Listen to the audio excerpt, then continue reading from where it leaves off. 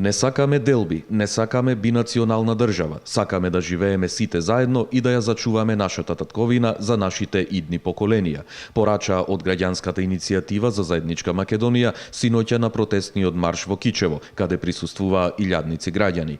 Меѓу нив и млади и стари, и вработени и невработени, граѓани кои несебично ја сакаат својата татковина.